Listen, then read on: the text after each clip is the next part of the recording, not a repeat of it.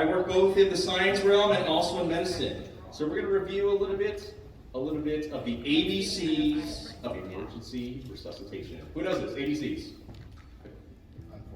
Unfortunately.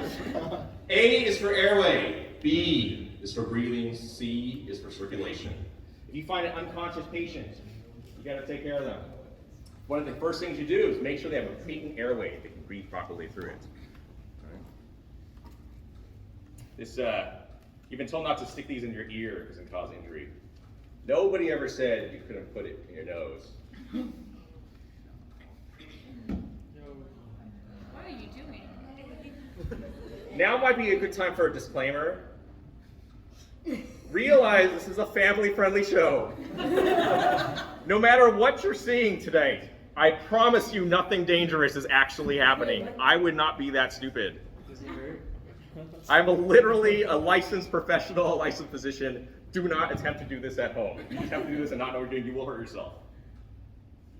Because it really looks like everything's jammed in my brain. Is that really in there, man? Yeah. Go ahead. You want to grab it yourself? So hard to get good help from the students. Jeez. If you think about it, it's actually nothing that weird. And if you ever got a proper COVID test, this should not be strange at all. Right? Does this look deeply lodged in my skull? It is. Oh, my. There you go. Can you thoroughly examine that?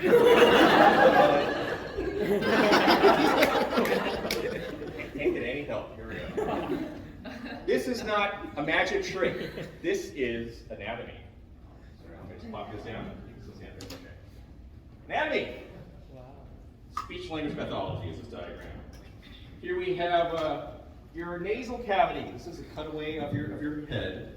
You stick the cotton swab through the nose. There's a very deep cavity. The nasal cavity goes all the way back. It is deep in your skull. There's just a space there. Connects further down to the bottom of your mouth. Continues down to your upper airway. This corresponds to your upper airway, your thyroid cartilage. You can feel your Adam's apple. This is your thyroid cartilage. Feels a little squishy on top. That's your thyroid gland. Just below the thyroid cartilage would be the cricoid cartilage. Between those, the cricothyroid ligament, the site where you need to create a surgical airway if anyone's airway were ever obstructed. Space over here. What if we were to take a foreign object, toss it into somebody's mouth, they inhale it to the back, but it actually goes down the wrong tube, jamming into the upper airway, they can't breathe properly. You would actually need to slice a hole through the cricothyroid ligament, creating a surgical airway. Is this true? Am I making this up? You're not making this up. Surgical resident, you can confirm. It's absolutely legitimate. For my own safety and protection, though, I am going to use a life-saving hole in this to make sure that I don't completely choke. But we'll try. I'm going to deliberately choke myself just for your entertainment and education. I hope you appreciate that. We got a surgeon here. It's okay. Get in position.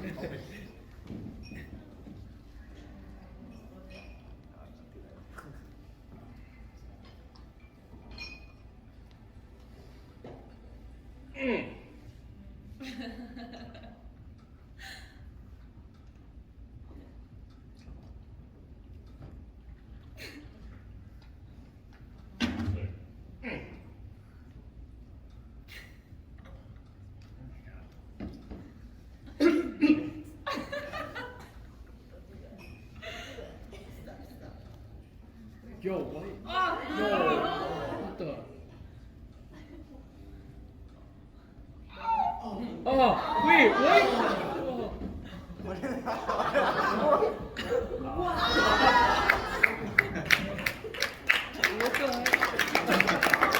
Surgical airway. He can confirm. Standard technique. You've done 10 times already. Yeah. B, would you like to examine it? Here you go, Joe. Have at it. Yeah. B is for breathing. Sometimes patients will accumulate a pleural effusion. A fluid pocket builds around them, their lungs and their chest cavity. They can't feel their lungs. They can't breathe properly.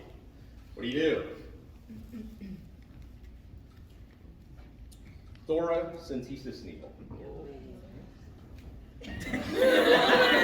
Would would you like to check this? I don't. You go. Just, I want to make sure you can see. It's a little pointy. You stab the patient into the back, creating a drainage hole so you can drain the effusion so they can breathe again properly. I don't actually have an infusion, so it wouldn't make sense to stab me here. I'll just demonstrate the skin penetration technique, which itself is actually quite difficult. Oh. It's actually very difficult to penetrate skin. It's gosh. You need to cut it with a knife or stab it with a sharp needle. Skin is actually very strong, and then you can actually have the needle lodged into your skin. Oh, brother. What? Yo. I'm trying to teach you how this works. Standard technique, yeah? Okay. Seldinger technique.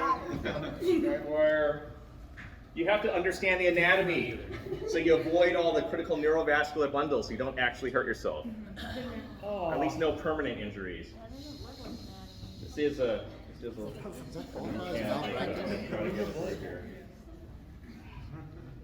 Of course, you don't want to leave a needle hanging around the patient, right? That's kind of dangerous. So, guide wire technique, yes? You follow the sharp needle with a blunt guide wire. So you can maintain the track, the hole, without leaving a sharp object nearby while still maintaining the drainage hole. Oh. Blunt guide wire.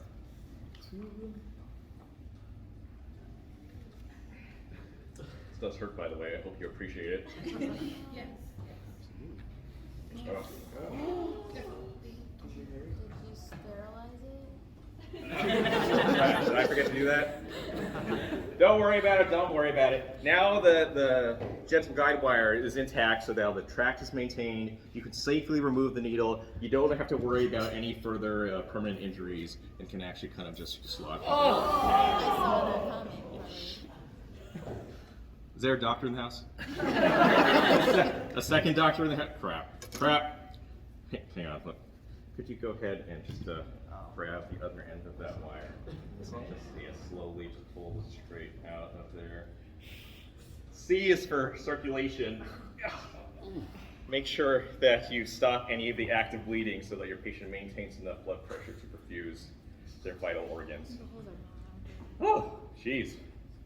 The ABCs of emergency resuscitation. It's not magic, it's medicine. Do not attempt this at home, y'all.